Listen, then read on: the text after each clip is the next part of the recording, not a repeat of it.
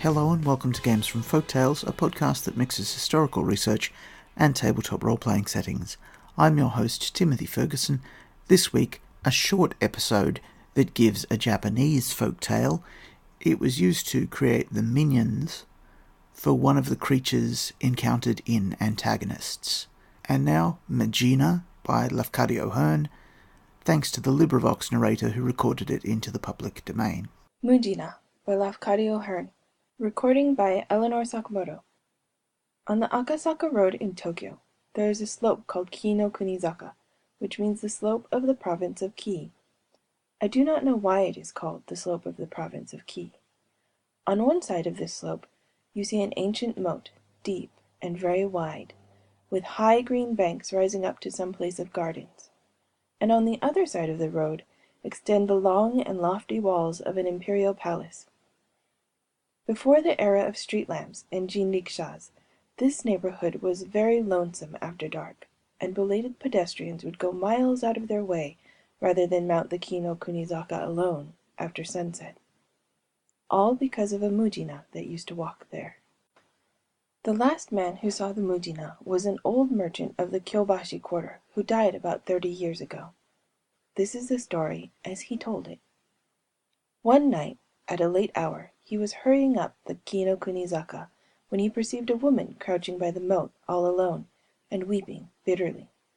Fearing that she intended to drown herself, he stopped to offer her any assistance or consolation in his power.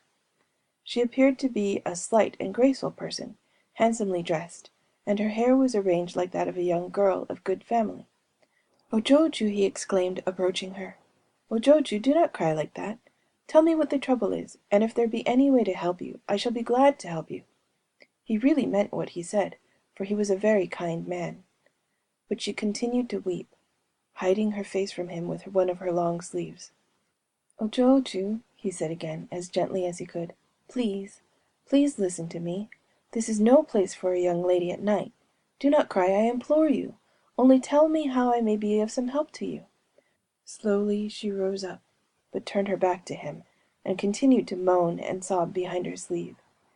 He laid his hand lightly upon her shoulder and pleaded, "O Joju, O Joju, O Joju, listen to me, just for one little moment. O Joju, O Joju." Then that O Joju turned around and dropped her sleeve, and stroked her face with her hand, and the man saw that she had no eyes, or nose, or mouth, and he screamed and ran away. Up Ki no Kunizaka he ran, and all was black and empty before him.